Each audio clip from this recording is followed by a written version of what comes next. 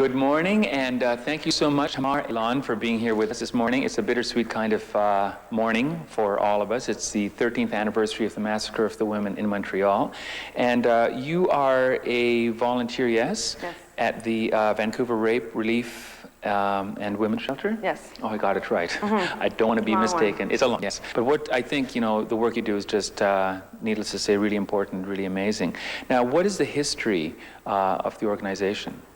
It started out as a rape crisis center out of women's basement. That was in '73, and women were answering the calls. They just kind of put it out there, we're starting a rape crisis line, and started getting women to call, and then from that developed a need for a transition house, which they opened in '81. Now, I understand that the transition house per se is really confidential, yes? So that if any men and or men need information, you have a number which we'll give later on, but just to keep your confidentiality, it's really important, is that right? Both for our rape crisis center and the transition house, confidentiality is guaranteed, and that's because it's up to any woman to decide when and who she trusts to talk about her attack and who attacked her, as well as to keep women safe in the transition house. Right. Now, what made you get involved in the organization? I grew up as a girl, like most women, and started to see the world for the way it is, and then heard about the organization and decided to volunteer.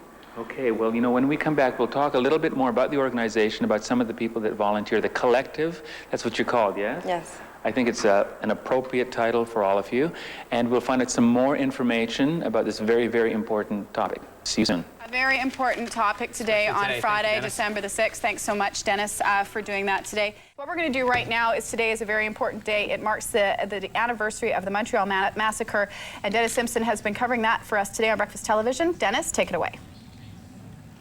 Thanks so much. I'd like to introduce you right now to Samantha Kerney, who has the distinguished position, in a way, of having been in Montreal in 1989 when the event, the massacre, happened. What was that like for you?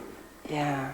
I was in Montreal, and at the time I was in high school. And I think the first was just the shock of it all. Yes. And just having such a thing happen and not knowing why such a thing occurred. Yes. And then after that, it was just a lot of silence, and then a lot of coverage and writings and people speaking about it, and then, you know, and violence against women getting the attention. Now, did this compel you personally to get involved, you know, with rape crisis relief and everything? Is this why we're here in a way? I mean, just because of that event? Yeah. I think the event affected a lot of people. Right. And personally, it did affect me. It was very sad. It was troubling. Yeah. But I've always been interested in women's issues. I've always wanted to support and to help. So, and I think there's a lot going on. Like, we're talking about 1989, but you know, today in Vancouver and even internationally, there's a lot of violence against women. No kidding. Yeah. A weird kind of segue, but you know, Samantha, Mama Samantha here brought breakfast for us, so we're having breakfast while we're doing this. God bless you for doing this. Now, you're going to be the MC for the Queen's Golden Jubilee Award ceremony. Now, what kind of recognition is that? What kind of award is that? This is an award that's given to community, centers out in the community, that just to, you know, recognize their effort and what they've given to their community. So there's going to be 2 women who will be receiving the award. Now, you know, we have a new government right here. Yes. And what's City Hall going to do for women, do you think? What do you hope with COPE? What do I hope with COPE? Yeah. Well, actually today at the, because the event's happening at the main branch of the Vancouver Public Library, at 3 p.m. there's going to be a discussion that's open to everyone, to the public, to join in to hear.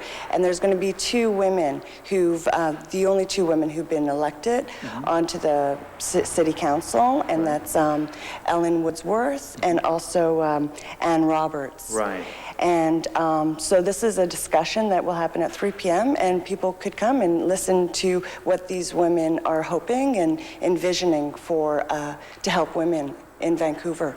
Great. Right. Well, I encourage everybody to come out and go to the library today and see what's happening. And when we come back next time, we're going to talk about how you can help join, volunteer, you know, something that you can do to really help the community as well.